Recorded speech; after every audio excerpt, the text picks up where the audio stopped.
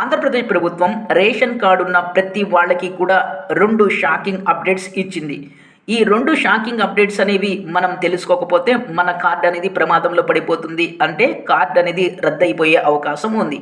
ఈ వీడియోలో ఆంధ్రప్రదేశ్ ప్రభుత్వం లేటెస్ట్‌గా తీసుకొచ్చినటువంటి 2 షాకింగ్ అప్డేట్స్ ఏంటో వివరంగా ఎక్స్‌ప్లెయిన్ చేస్తాను. దెన్ లెట్స్ స్టార్ట్ మన ఫైనాన్స్ ఫ్యాక్టరీ.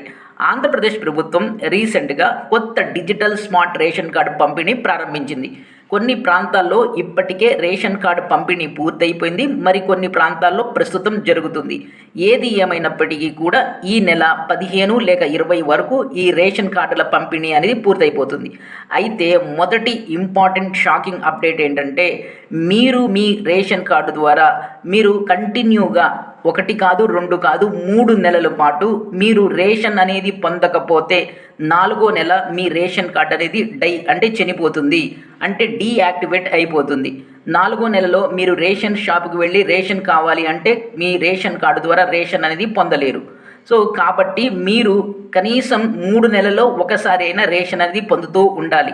కంటిన్యూగా 3 నెలల పాటు మీరు రేషన్ తీసుకోకపోతే ఆటోమేటికల్లీగా మీ కార్డ్ అనేది డీయాక్టివేట్ అయిపోతుంది.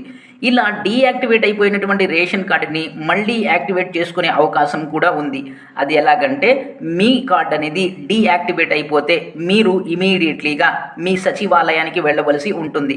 ఈ సచివాలయానికి వెళ్ళేటప్పుడు మీ రేషన్ కార్డుతో పాటుగా మీ ఆధార్ కార్డును కూడా మీరు మీతో పాటు తీసుకుని వెళ్ళవలసి ఉంటుంది.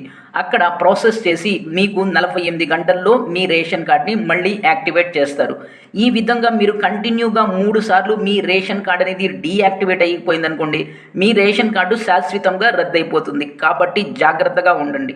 రెండో విషయం ఏంటంటే, మీ రేషన్ కార్డులో అంటే మీకు కొత్తగా ఇచ్చినటువంటి స్మార్ట్ డిజిటల్ రేషన్ కార్డులో ఏమైనా తప్పులు పడి ఉన్నట్లయితే, అది జెండర్ విషయంలో కానీ, అడ్రస్ విషయంలో కానీ, నేమ్ స్పెల్లింగ్ విషయంలో కానీ, లేక మరేదైనా విషయంలో కానీ ఎలాంటి తప్పులు అయినా ఉన్నట్లయితే ఆ తప్పులను సరిచేసుకునేటటువంటి అవకాశం ఇచ్చింది.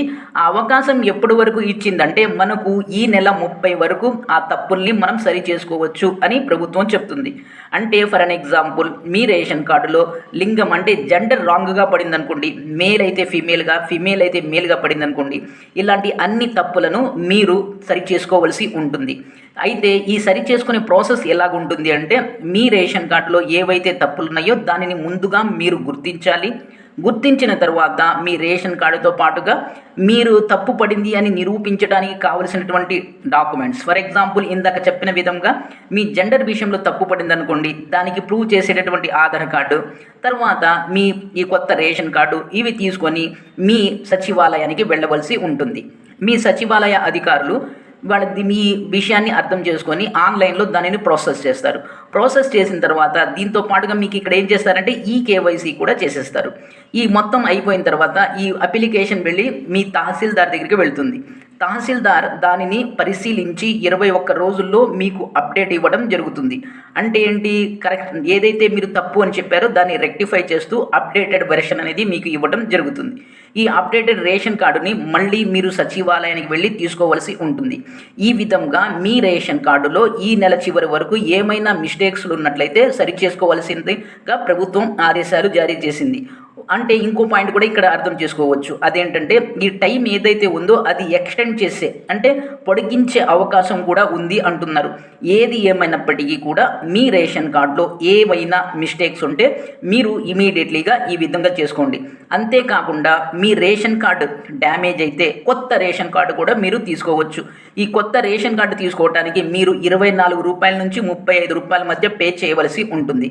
సో కాబట్టి ఈ రెండింటి అప్డేట్స్ ఏదైతే ఉన్నాయో దాన్ని ఫాలో అవుతూ మీరు ఎట్టి పరిస్థితుల్లో కూడా 3 నెలలు కంటిన్యూగా రేషన్ తీసుకోకుండా ఉండకండి. రెండోది ఏంటంటే, మీ కొత్త స్మార్ట్ డిజిటల్ రేషన్ కార్డులో మిస్టేక్స్ ఉంటే ఇమీడియట్లీగా వాటిని సరి చేసుకోండి. ఇది వీడియో. ఈ వీడియో మీద మీ అభిప్రాయాల్ని కామెంట్ రూపంలో తెలియజేయండి. వీడియో నచ్చితే లైక్ చేయండి. అంతేకాకుండా మీరు కనుక మొదటిసారి ఛానల్ని చూస్తున్నట్లయితే సబ్స్క్రైబ్ చేసుకుని ప్రక్కనే ఉన్న బెల్ ఐకాన్ని ప్రెస్ చేస్తాం మర్చిపోవద్దు. అంతేకాకుండా ఒక హైప్ కొట్టండి. Thank you.